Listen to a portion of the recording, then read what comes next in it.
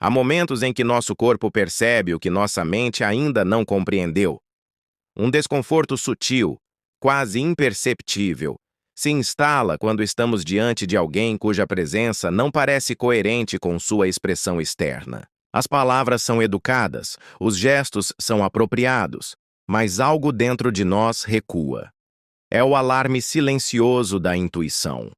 Aquilo que Jung chamava de sabedoria do inconsciente, a capacidade da psique de captar dissonâncias antes mesmo que a razão possa nomeá-las.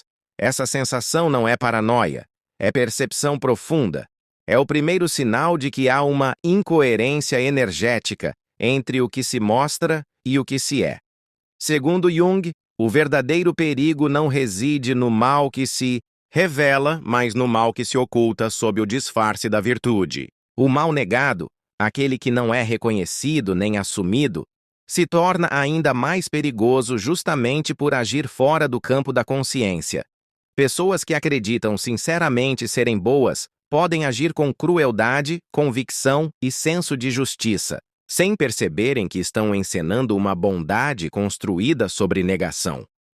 Essa é uma das manifestações mais insidiosas da sombra, aquilo que não desejamos ser, e por isso empurramos para o inconsciente, acreditando que, ao negar, estamos nos livrando do problema. Mas o que é negado em nós não desaparece. Ele encontra outras formas de agir, especialmente por meio da projeção. Jung observou esse mecanismo com precisão. Quando uma pessoa vê no outro tudo aquilo que não reconhece em si mesma, está projetando sua sombra. O agressivo chama o outro de violento. O controlador acusa o outro de manipulação. O egoísta vê nos outros a falta de empatia. Essas acusações não são mentiras conscientes, são convicções inconscientes. A pessoa realmente acredita que está apenas constatando uma verdade, quando, na verdade, está apenas transferindo para o outro a parte de si que se recusa a ver. E é justamente essa convicção que torna o fenômeno tão perigoso. Porque o outro não está sendo atacado por uma opinião, está sendo julgado por um espelho. E quanto mais inconsciente for a projeção, mais real ela parecerá. O resultado disso é devastador. Um verdadeiro delírio social pode se instaurar onde a vítima real se vê aprisionada na narrativa de alguém inflado por suas próprias negações. Essa é a raiz de muitos conflitos humanos, perseguições, difamações e cancelamentos morais que ganham contornos de justiça quando são apenas expressões da sombra projetada coletivamente. Jung também descreveu um fenômeno ainda mais perigoso: a inflamação psíquica. Esse é o estado em que o ego se identifica com imagens grandiosas: o Salvador, o iluminado, o portador da verdade.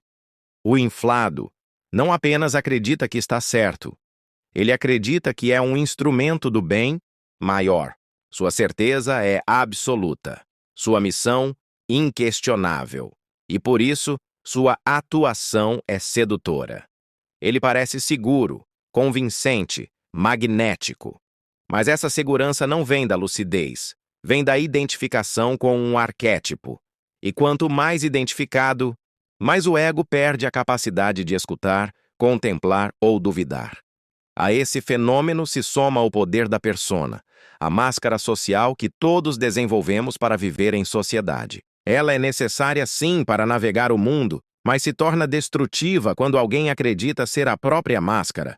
Quando não há mais distinção entre o papel que se exerce e quem se é, a espontaneidade morre, e junto com ela, a autenticidade.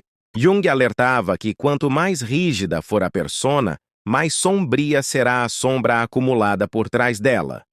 O preço da perfeição é o colapso emocional. E esse colapso sempre chega, muitas vezes na forma de explosões emocionais, crises de identidade ou surtos morais. A ciência hoje confirma o que Jung já intuía. Nossos corpos, por meio dos neurônios espelho, detectam incoerências entre palavras, expressões faciais e linguagem corporal. Quando a atuação social não corresponde à realidade interna, nosso sistema nervoso dispara sinais de alerta. A sensação de estranheza ou desconfiança não é irracional. Ela é, na verdade, uma das formas mais refinadas de inteligência emocional. Nós percebemos quando há falsidade, mesmo que não saibamos explicar com clareza o porquê.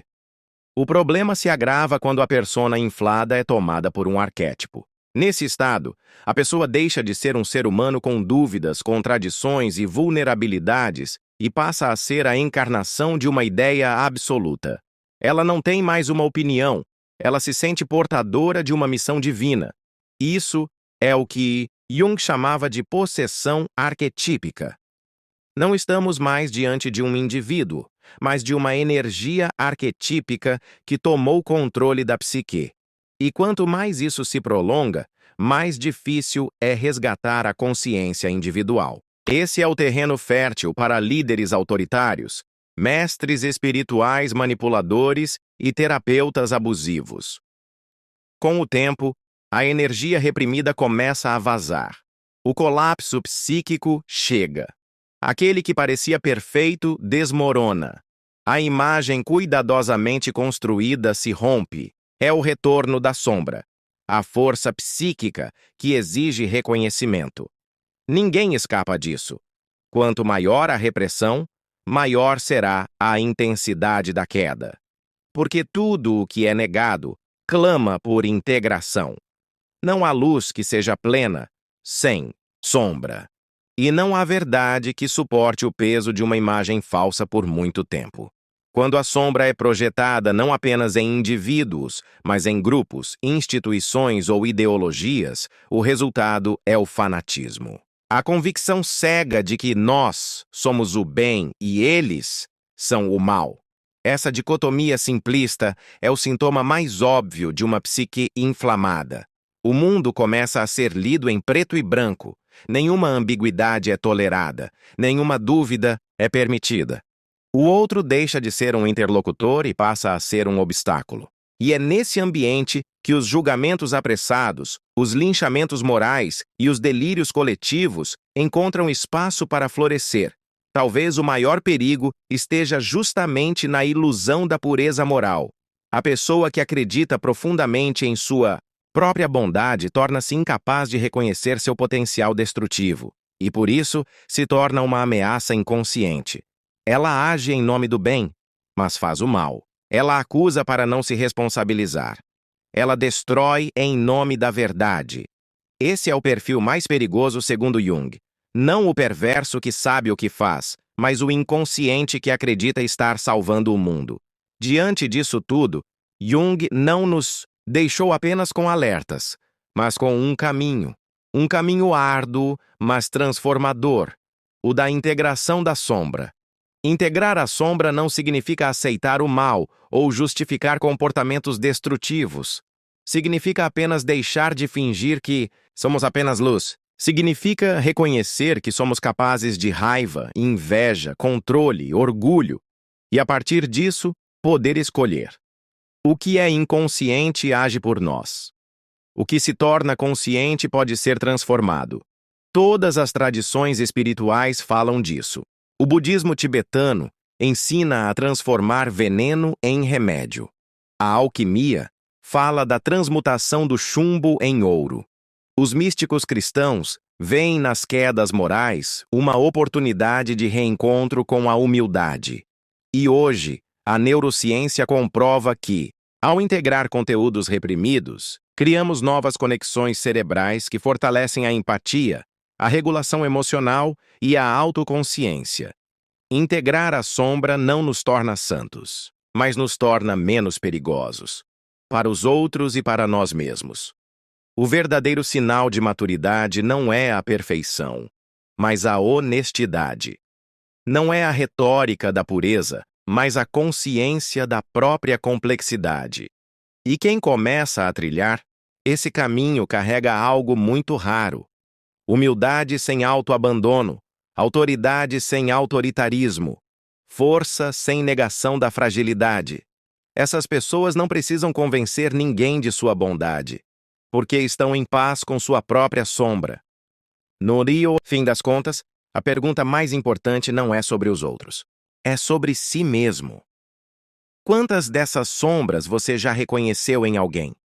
E mais difícil ainda, quantas já teve coragem de reconhecer em si? Porque a transformação não começa com julgamentos. Começa com consciência. E a consciência é sempre o primeiro passo da libertação. E se esse conteúdo desse vídeo foi útil para você, deixe o like. Considere se inscrever no canal para mais conteúdos de alto progresso. E se puder, compartilhe esse vídeo se você achar útil. Até a próxima!